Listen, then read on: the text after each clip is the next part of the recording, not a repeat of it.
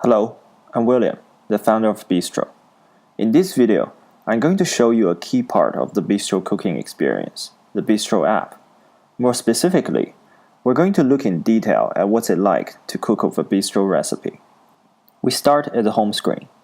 At the top, a search bar lets you search any keyword that you have in mind for the recipe that you're looking for. Right below it is the featured collection section, where you can scroll through collections curated by our editors. The list changes based both on time of day and general seasonal trends. For example, at night, collections of dinner recipes would appear, and around Thanksgiving, recipes for making turkeys would start to show up way more often than normal. Below the collections are some easy shortcuts for some general categories that you might use often. This way, you don't have to use the search bar every time when you're looking for a recipe.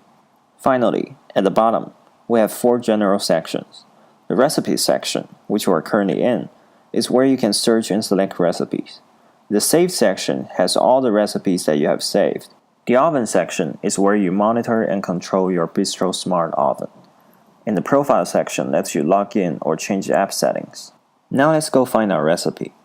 We're looking for the recipe that my co-founder Keith used in our prototype demo video, which is linked in the description below. Let's see if it's in one of the collections. Now we're inside the collection. Let's scroll down and find our recipe. Here we go. The easy sheet pan chicken. If we look carefully, we can see that there's actually a lot of useful information on this page about the recipe. It tells us that it's an entree, that the total cooking time is 15 minutes, that the recipe can be customized to serve between 1 to 6 people, and it's relatively easy to make. Everything looks good. Let's click on our recipe. Now we're inside. Let's look around a little. At the top, there are 4 buttons, each leading to a different section. We're currently in the About section, where we can find some general information about the recipe. We'll visit Prepare and Cook sections later in this video, and Cart leads you to your shopping list. Below these sections, we can scroll through some beautiful pictures of the dish we're going to make. Then, the total cooking time here is further divided into Prepare and Cook, which is the amount of time that the food spends in the oven. Finally, besides information about servings and difficulty, you can also find the amount of calories that goes into each serving. Now let's move on to the Prepare section. In the Prepare section, you can find the list of all the ingredients needed for the recipe. Compared with the ingredient list of traditional recipes, we have made many improvements. For a start, you can change the amount of servings on a Bistro recipe. When you change it, the amount of every ingredient is changed accordingly. Let's say we're cooking for 2 people today. As you can see, the amount of all the ingredients have changed as I lower the servings number. However, there are upper and lower limits to the serving setting, because sometimes if it's too many or too little, it becomes unrealistic to cook in the oven, or it won't yield satisfying results.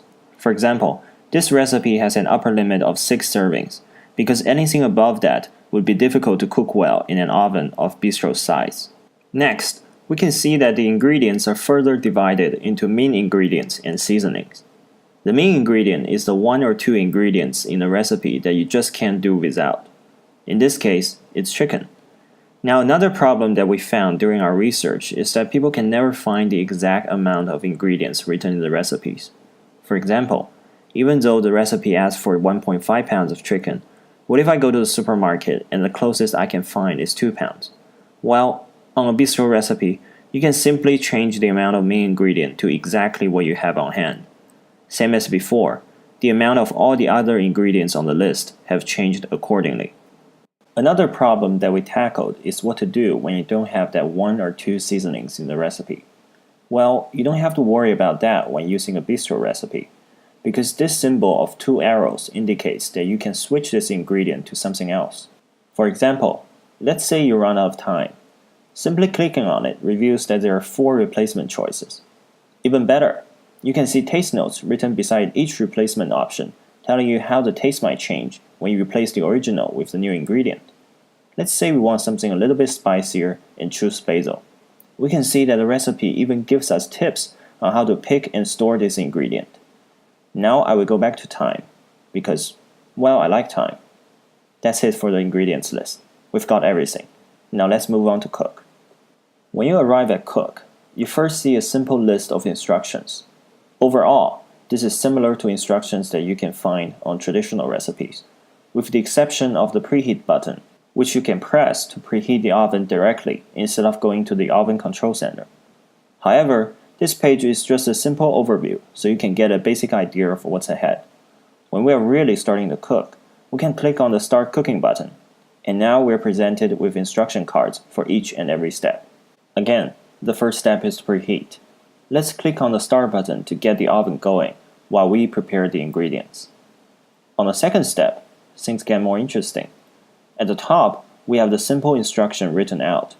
In contrast to traditional recipes, which usually have a small number of long and complicated steps, a bistro recipe breaks the entire cooking process down to a bigger number of short and easy to understand instructions, which is way easier to understand and execute for people with limited cooking experience.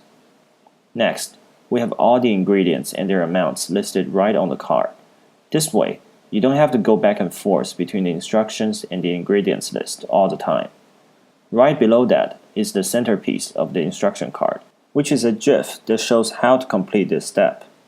The more user-friendly recipe apps that exist today usually use a picture to accompany each step. After all, a picture is worth 1,000 words. However, we think a single picture often can't tell the whole story. In this regard, a GIF works much better since it can demonstrate the process of completing this step, which is often what you need to see instead of just the end result. Now, when you complete this step, you can click on the check mark to proceed to the next one. And on this step, it's basically the same thing. There's another GIF that shows you how to complete this step. There's really just a lot more detail that can go into a GIF than just a single picture. Let's breeze through the next few steps.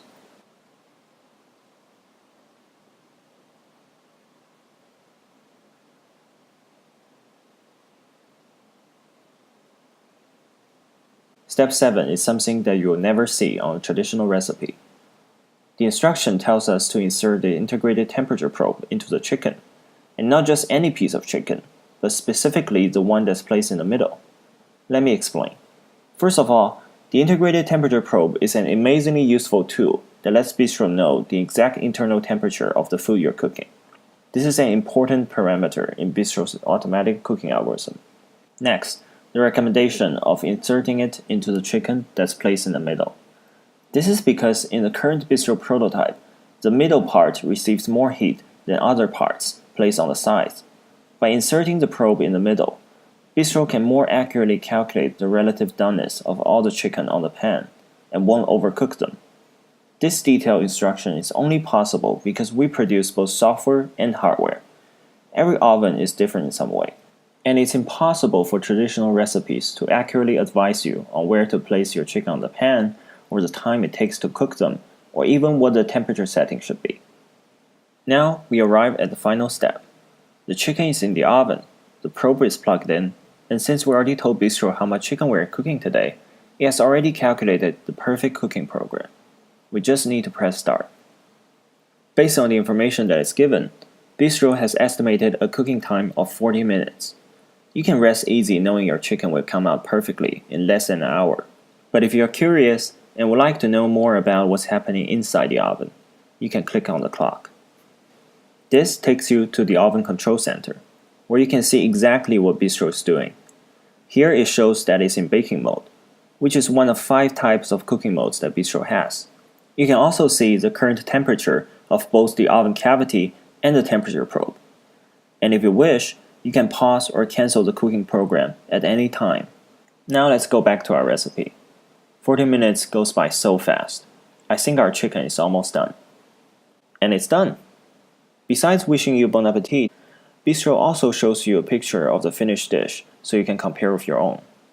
And if you want to surprise your friends and family who never imagined you being able to make anything more than a sandwich, you can click on the social media buttons to quickly share this proud moment with them. And this concludes our video today. And I hope that after watching this video, you now have a better understanding of how amazing and user-friendly a Bistro recipe is, especially when paired with the Bistro Smart Oven. And we believe that by innovating on both the hardware and software side of the equation, we have created a simple but powerful system that can make a master chef out of anyone. Thanks for watching.